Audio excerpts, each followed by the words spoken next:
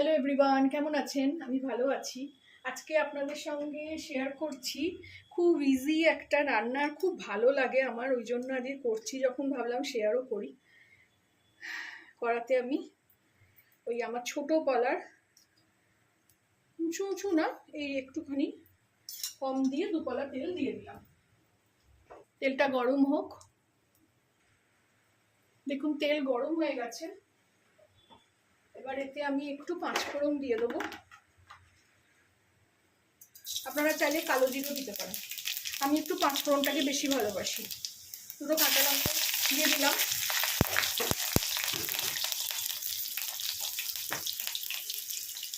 এবার আমি আগে উচ্ছেটাকে আমি 2 ফালা করে কেটে নুন জলে আধা ঘন্টা ভিজিয়ে রেখেছিলাম। তারপরে বীজগুলো সরিয়ে দিয়ে এইভাবে আমি কেটে নিয়েছি, পিস করে নিয়েছি। আর এদিকে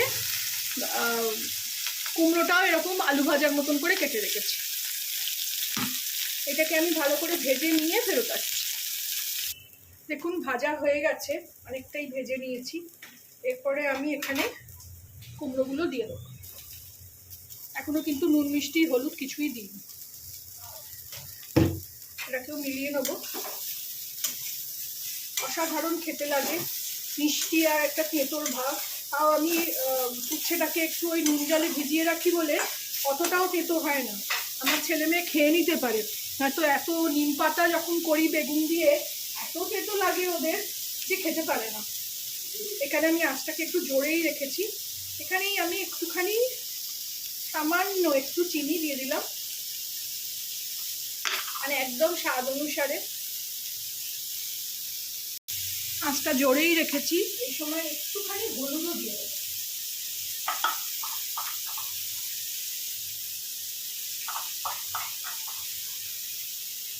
কৌটোটা আমার সব বাড়ন্ত, একটু একটু করে যা ছিল দিলাম, শেষ করলাম, আবার বলবো। এখানে আমি একটু নুনও দিয়ে দেবো। আঁচটা কমিয়ে দিই।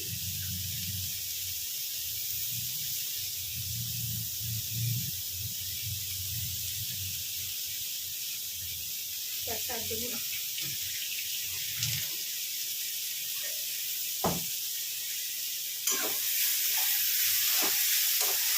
এবার এটা কম আঁচেই রাখবো, রেখে একটু ঢাকা দিয়ে দেবো, তাতে কুমড়োগুলো সেদ্ধ হয়ে যায়।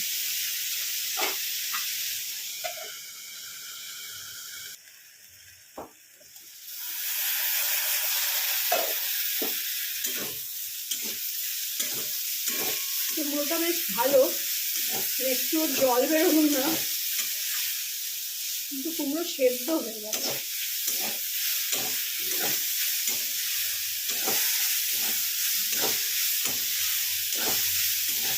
খুব ইজি রান্না, সামনে পাতে খাওয়ার জন্য। ধরুন পেছনের দিকে কোনো মাছ মাংস সয়াবিন পনির কিছু একটা করে নিলেন, আর সামনে এরকম কুমড়ো আর উচ্ছে ভেজে নিলেন। খুবই ভালো লাগে শুকনো ভাতে, গরম ভাতে খেতে। হয়ে গেছে রেডি। আপনারা এইভাবে বানিয়ে খাবেন। জানি আপনারা অনেকেই খান। সেদিনকেই একটা ভিডিও দেখছিলাম ফেসবুকে যে এরকমভাবে বানিয়ে খাচ্ছে। আমি তখন মনে করলাম আমিও তো খাই এইভাবে। আমি উচ্ছে আলু দিয়ে তরকারি আমার ইউটিউবে আছে, আপনারা দেখে আসতে পারেন। আর এটা এবার নিভিয়ে দেবো। আর আজকে করলাম উচ্ছে কুমড়ো ভাজা। উচ্ছে বেগুন দিয়েও একটা খুব সুন্দর তরকারি করি।